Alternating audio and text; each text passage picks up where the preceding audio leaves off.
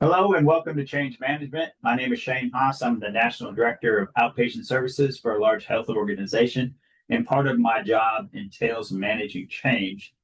In this role, I've learned that managing change well can make all the difference in the world as to how effective that change is rolled out and helping to minimize some of the natural anxiety and resistance around change. And we all know change is normal. Change can be very positive, or we would be using the typewriter that you see on the screen right now to manage our departments. And that would be a lot more challenging than using the computers that we have. So let's jump in. As we said, change is normal, but we do know that the default for most people is to feel a little bit of an anxiety around change, that fear of the unknown. How is this going to impact my world? How's it going to make my job different? And that's normal to feel a little bit of unsettledness around that. So our role as good leaders and good managers is going to be to help that change process, usher that in well, so that way we can reduce these feelings amongst our team. Start off with you, like with you right now. If I said, "Hey, I'm going to change X, Y, or Z in your job," what would your default be? Would you be like, "Woohoo, I'm excited about that change," or would you be a little skeptical, like, "I'm not too sure. What do you mean? What are you going to change? Tell me more about it." And just keep that perspective in mind that many times we got a runway ahead of the rest of our team when it comes to change. We've had time to study it and think about it and a few nights to sleep on it.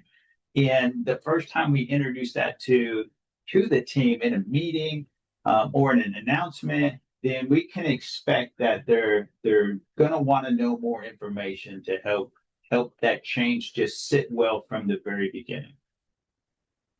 As we prepare for that initial meeting, as we take on these change efforts, the first thing that we can do is to study it ourselves, become a student of that change.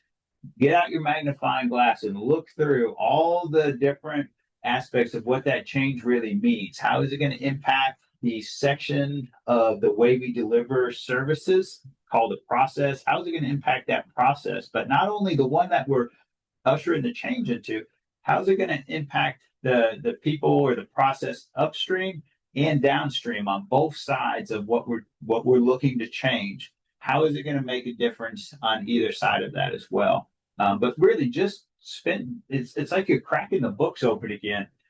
Take measurements, take time, take notes, ask questions. Really become inquisitive and curious about what this change is, so that way you understand it in depth and in detail before you're charged with bringing it out and explaining it to your team. In the discovery process, always be thinking, what can cause this effort to get tripped up? What can cause it to slow down? What can cause people to resist? And try to make notes on those roadblocks and say, hey, how are we going to overcome these? So that way I have the least amount of friction to the change process. Yeah, a couple of examples I put down.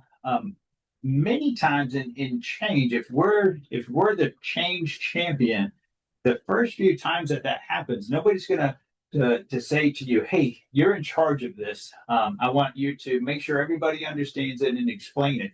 But if we don't bring that communication and that clarity and that hype and that hoopla to the change process, it can just kind of limp along. But we need to say, hey, we're going to change. We need to talk about it in meetings. We need to bring the awareness in. I'll just kind of call that hype and hoopla because we're bringing attention to it.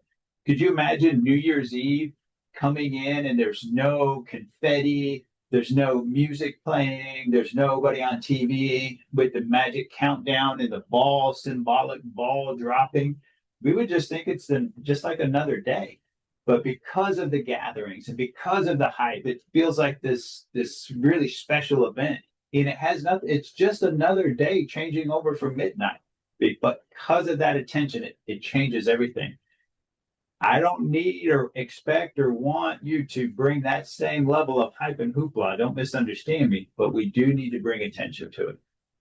So that's just one example. Other examples could be technical things like, hey, we have this new electronic scheduling system and it's internet based, and cloud-based, and we need to make sure that our speed of internet connection in our building is fast enough so that way when we make the changes, it gets communicated back and forth through the cloud quickly, so we're not waiting longer than we need to see those schedule changes and updates.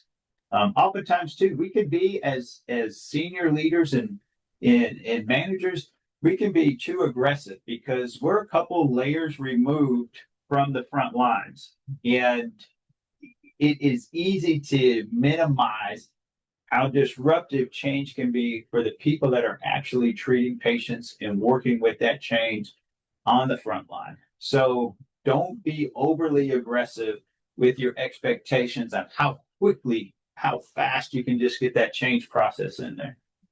Another common roadblock is not providing enough training time. If we're going to give a new tool, or if we're going to give a new technique or a new system, we need to allow time for our care providers to be away from patient care so they can do their own studying and understanding. So then when they are back with patients, that this change doesn't disrupt their ability to take really, really good care of patients. So those are just a few roadblocks.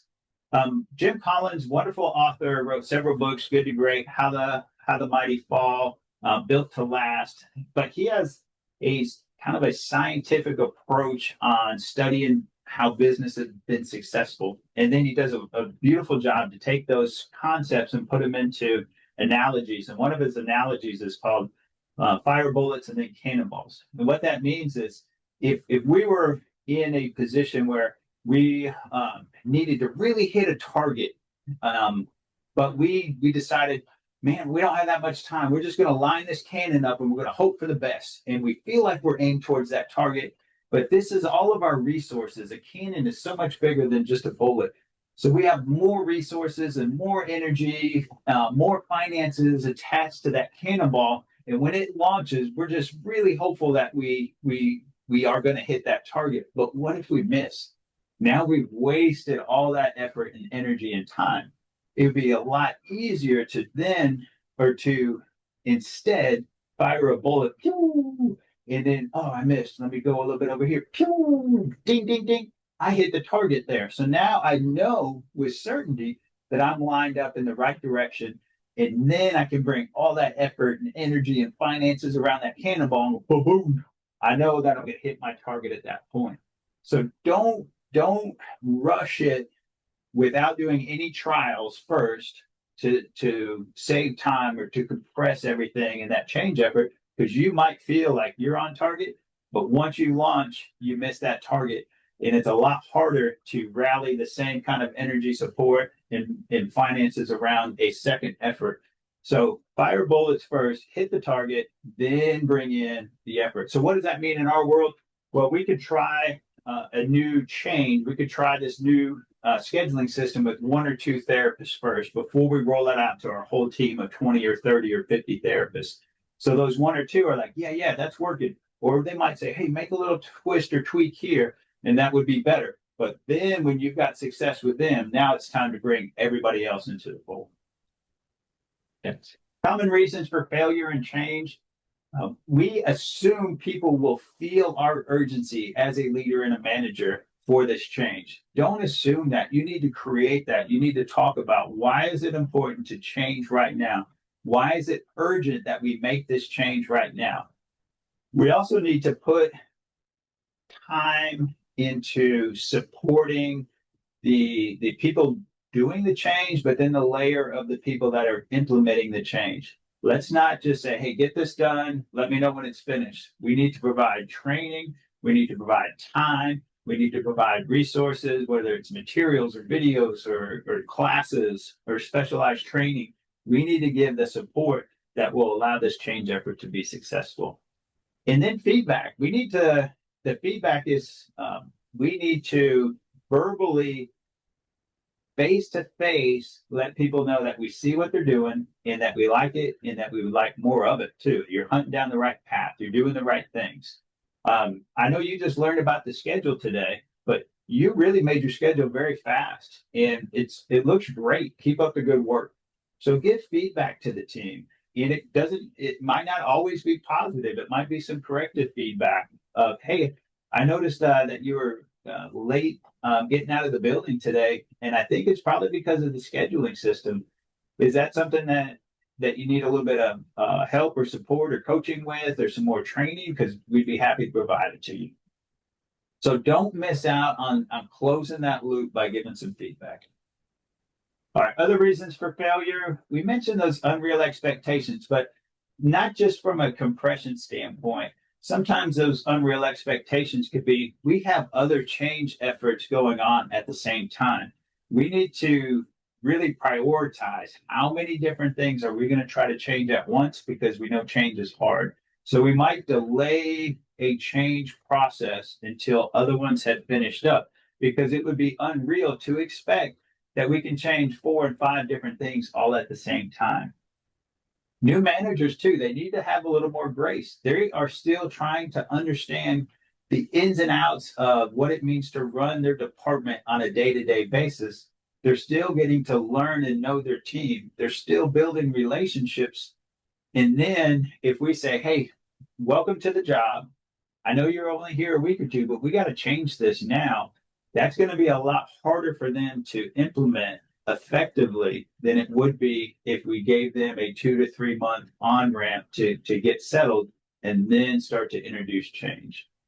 The last bullet point there, it is worth mentioning that you are going to have some people that do not want to change. They have strong personalities. They have strong opinions. If we choose to ignore these individuals and focus in on the others, we're gonna miss the benefits of that change effort. We're gonna have that kind of negative impact of it'll spread. Here's an example. New robotic walking system comes into the fold, and newer therapists are more open to the change and to this, but older therapists says, I've been doing it my way for 15 years and it works just fine. I don't need to use that new system, and they can't make me do it. So if me as a manager says, okay, I'm just going to ignore that, because that's kind of tough to deal with. It's strong personality, strong opinions. I just don't have the time or the bandwidth or the desire to kind of lock horns and take that on right now. Well, now when you leave, then old therapist is going to get new therapists and say, hey, he didn't make me do it. I can continue to do things the way I want to do things. And then that's going to spill over to the other therapist, and it's going to ruin that change effort, because they're going to feel almost that peer pressure of, well, if he didn't have to do it, I don't have to do it. Maybe I shouldn't be doing it because this therapist with all the experience is not doing it. And you can see how it's just going to create a murkier change effort. In contrast, if I went to the older therapist and I said, hey, share with me what's going on here. What are the obstacles for you wanting to take on or give this new change an opportunity? Because it's almost like going from typewriter to computer, right? We have an advance in technology that's just coming to a point where it is feasible in a clinical setting to start doing these things. We're excited about this, and I need to understand where you're coming from. I do need you to get excited about it too, and I do need you to go through the training. I do need you to give it a shot, and I do want you to use it. But you're not even giving it a chance out of the blocks. So let me understand where you're at, and let's work through it together. I know we can work through it together, but let's spend some time with this. It might be harder, but if we don't take on the whole team and include them in the change effort, it's going to be a reason for your change efforts to fail. All right, you as the whole person for the change effort, you need to get to the point where you can buy in and get behind that change. If you don't feel like you're there, continue to study, continue to ask questions, continue to dig in and find out why the organization felt that this change is important right now. Get yourself to a position where you see the value prop in it and you feel comfortable and excited about that change before you bring it out to your team, because your team can smell a phony. They'll know, okay, boss is telling us one thing, but I can see, because we're not that good at actors, I can see that they're really not behind this. So get to the point where you're behind it before you start to roll it out. Okay. Have you ever been part of a changed effort? that's been rushed? Have you been part of a rush job, part of a get this done, get it done now, get it done yesterday? That's uncomfortable. So that's not the best environment to usher in an effective change effort. Not to say that deadlines are not important. Deadlines are super important. Without deadlines, remember back to school, if you didn't have an exam and a deadline, you probably wouldn't ramp up your study efforts. If you're involved in a project that has no deadline, it's a lot harder to plow into that work and get things done. So having timelines and having deadlines are super important, but you don't want it to be so compressed and so rushed that you feel like, oh man, I'm being set up for failure here. Okay. Now you've done your preparation, you've done your studying, you've looked for roadblocks, you've thought in your mind, how am I going to work through these roadblocks? And now it comes time to talk to your team.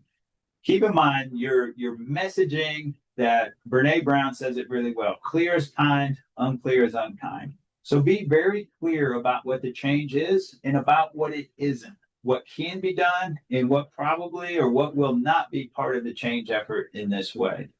So oftentimes in ushering in change, I get asked, okay, I understand that, but can we make it do this or can we make it do that? In often a better answer is to be clear and say, no, we can't, versus, oh, I'm not real sure. Let me check into it. When I know that the answer is still going to be no. So be clear, paint a really solid picture of what change looks like. Also, keep the message simple. Wonderful boss told me very early in, if your emails are paragraph form with 4 or 5 paragraphs, nobody has the time to read those. Get them into bullet form and keep the bullets short, and people will read your emails. So keep your messaging simple. Don't overcomplicate it. And then be willing to repeat that message. We need to not expect that we can tell people something one time in one meeting and that they're going to be able to take that and change the way that they do their work.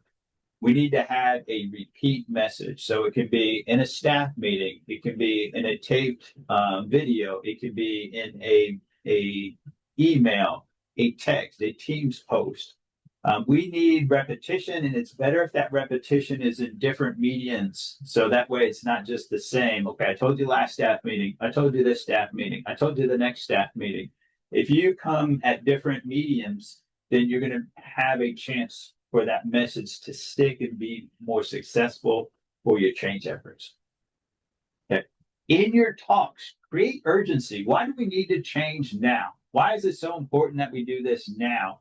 And it could be maybe there's a big financial reason. If we don't change now, we're going to continue to waste a bunch of money paying for subscriptions and paying for services that we no longer need. So we need to get away from those services and get ready for a new way of delivering information. It could be, this is an example. We had some facilities that were using Google, and they were using it for business purposes. Well, Google is a free service for personal things, not for business things.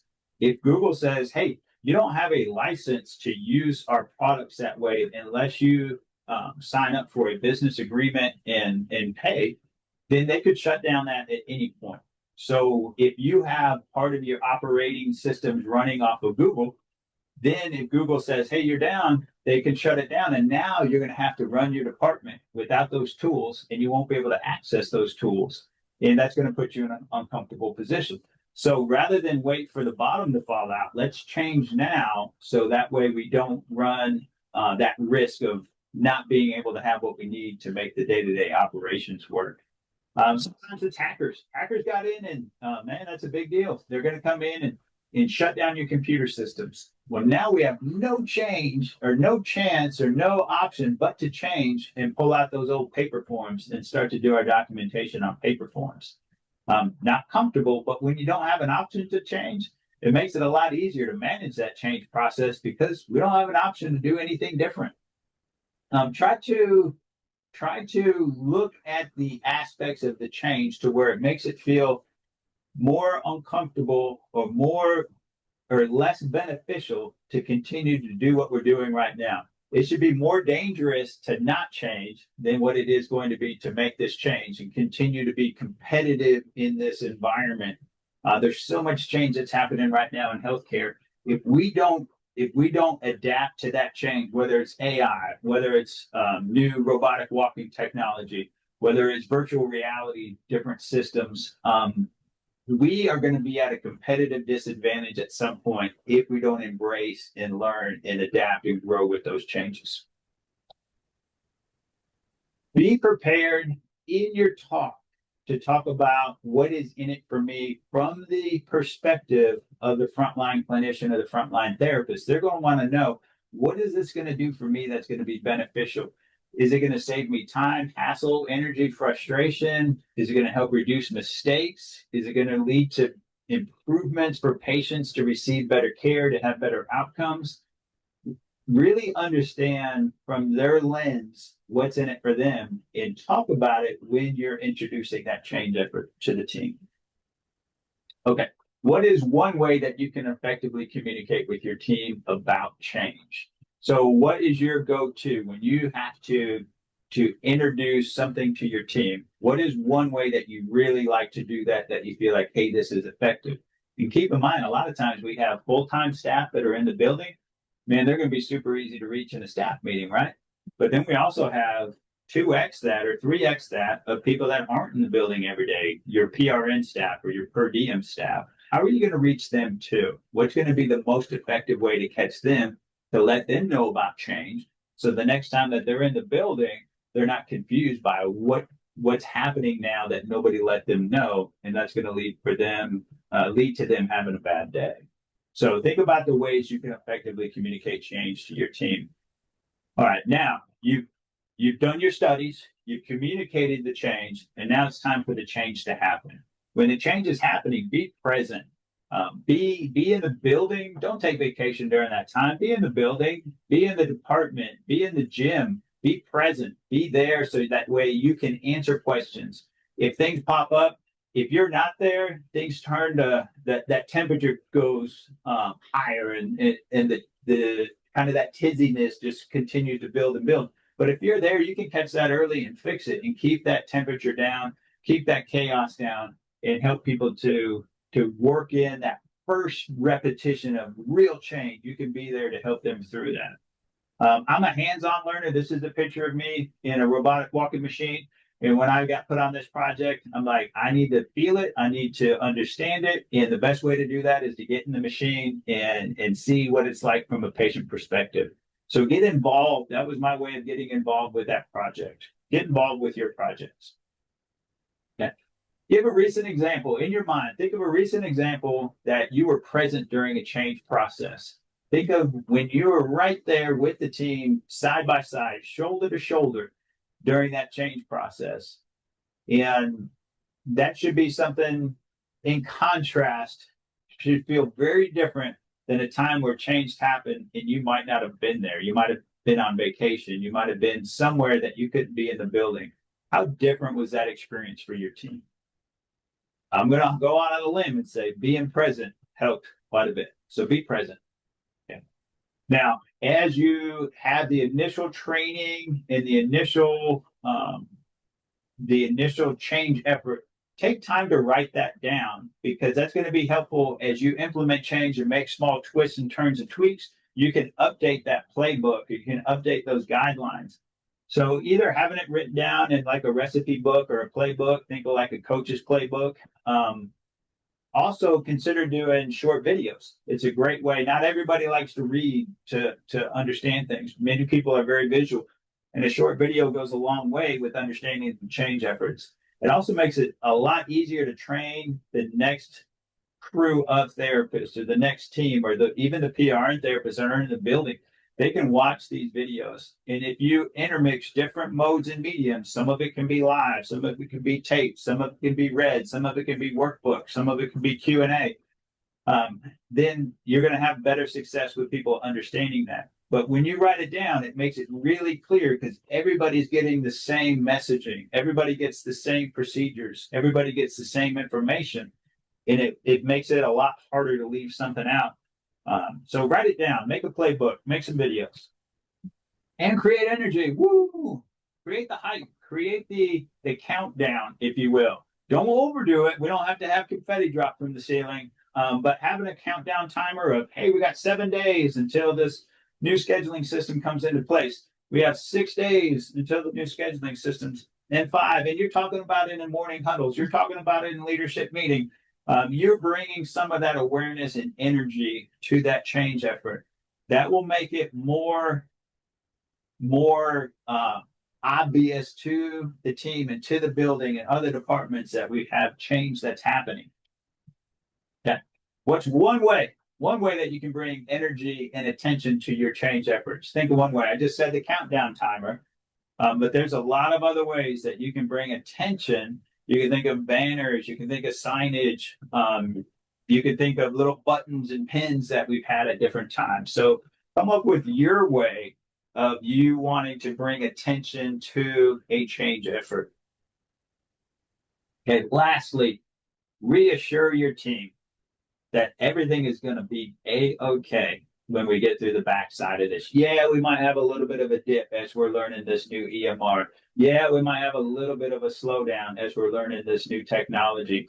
But once we get through that trough of sorrow and bust through the other side, we're going to see outsized returns for the amount of effort and energy that we have to put in. This is going to be a big win for us in the long run. We can tolerate a little bit of a short window when things aren't super awesome, because when we get through that, things are going to be super awesome. And guess what? I'm going to be here with you every step of the way, and we'll get through it together. We're going to be okay. So that's my messaging on managing change well. And hopefully this will help you get through your current change effort better, or your next change effort more effectively.